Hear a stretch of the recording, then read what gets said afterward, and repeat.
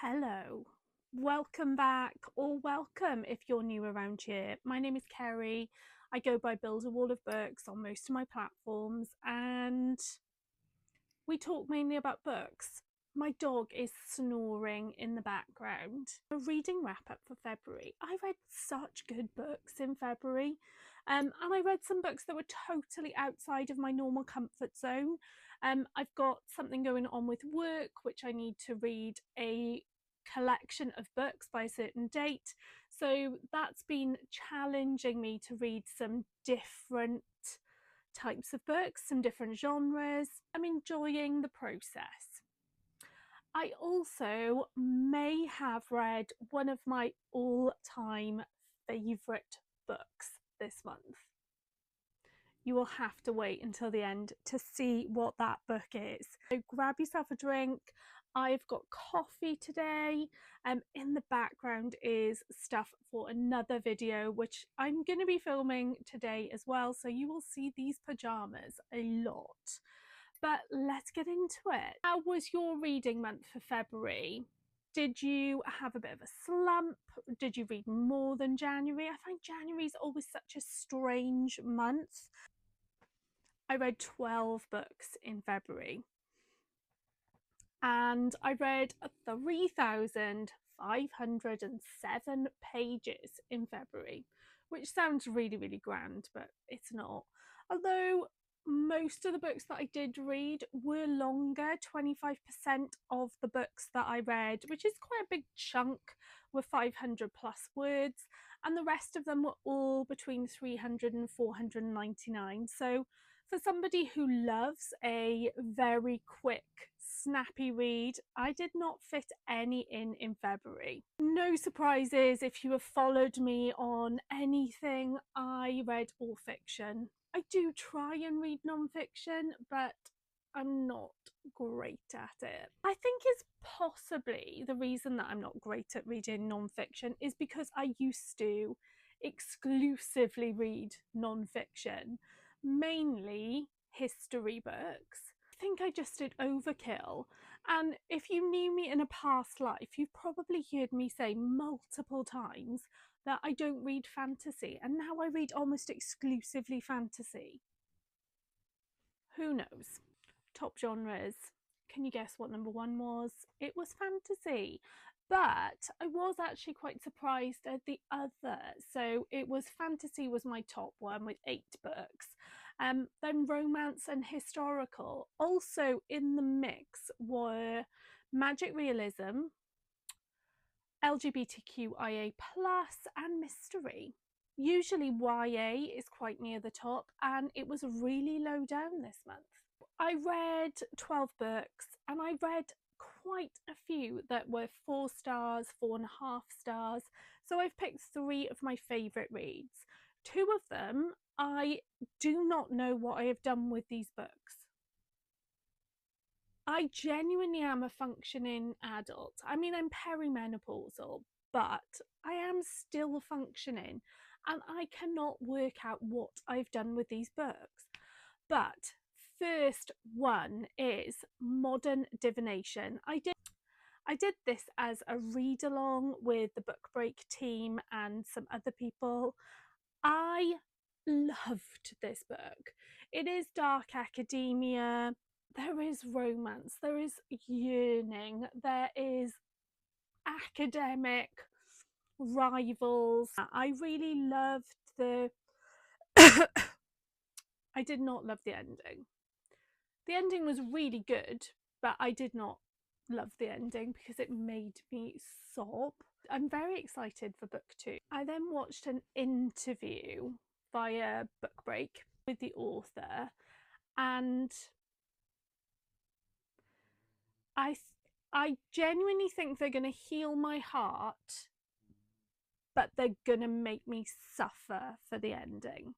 There is a great magic system. The world building is gorgeous, and yeah, I thoroughly loved it. The next book, which was one of my favourites, and I've sat down here and I really enjoyed it. I gave it 4.5 stars, and it is The Dagger and the Flame by Catherine Doyle. It is YA. I genuinely can't tell you what it's about, but I know I loved it. I've gone totally blank. I'm gonna check. She's back. There were definitely Six of Crows vibes in there. A Tempest of Tea. It's by Catherine Doyle, who is one of the writers of the Twin Crown series. So I knew I was going to love it because I adored that series. We meet Sarah, who very quickly lives with her mother, and her mother is unalived. And when she goes back to her house, the house is on fire, her mother is unalived, and she sees a shadowy figure there, and she quickly grabs her dog and escapes. Her mother had told her always, if she was ever in trouble, to go to a certain place in the city. So she goes there. We find ourselves in the city of Phantom, where it is entirely run by two guilds. You've got the Cloaks and the Daggers, and they control shade magic. The magic system and the world building is so good in this book. We have Cloaks, who are master thieves, and we have the Daggers, who are assassins. And Sarah meets Ransom. Sarah, who finds refuge with the Cloaks, and you've got that found family element there. And Ransom, who is the heir to the Daggers. It is true enemies to potentially lovers, who knows, but there is loathing. I love it when two people, when the enemies are actually ready to unalive. The world building, like I said, is brilliant. The city is gorgeous. I want to go there now. The story is strong. There's found family on both sides of there's found family on both sides for our FMC, our MMC, and the ending. Catherine Doyle, how could you end it like that? Next book in the series, and I do believe it's a duology, I might be totally wrong, is The Rebel and the Rose, and that is out in September. Like Modern Divination, I don't know what I've done with my book. I have the gorgeous Fairy Loot edition, so I will need to make sure that I get the sequel when it comes out, and I gave it 4.5 stars. And I can confirm it is a duology. The brain is not braining today. And finally, a book that I gave 5 stars, I would give it infinity stars, is Bury Our Bones in the Midnight Soil by V.E. Schwab. As soon as I finished this book, I immediately turned back to the front and started reading it again. This is instantly one of my favourite books. The writing is exceptional. The world that V.E. Schwab has built is exceptional. From a previous video, I was very lucky to get a proof copy from the book break and Pam Macmillan team. This actually glows in the dark. I properly did a cry when I opened this. I could not believe that I was holding it in my hands. I am not going to do a review until closer to release date.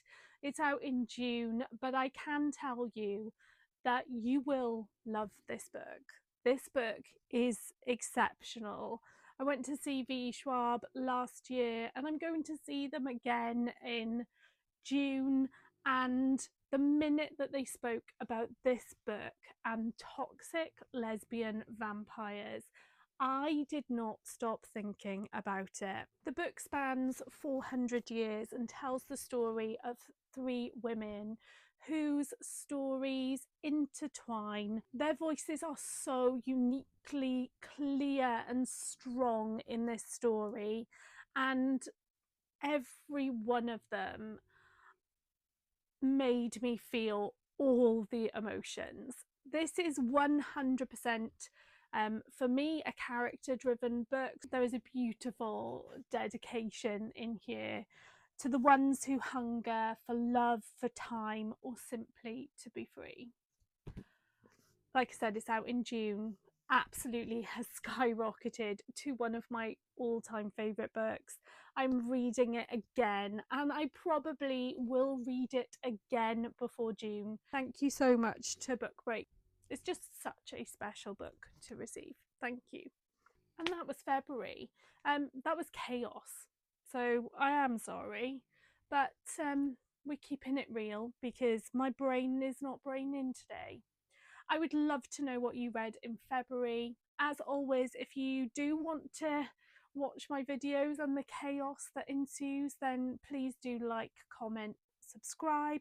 I do always try and get back to people and do always try and interact with any comments. And take care of yourselves. The world is heavy this week. Bye.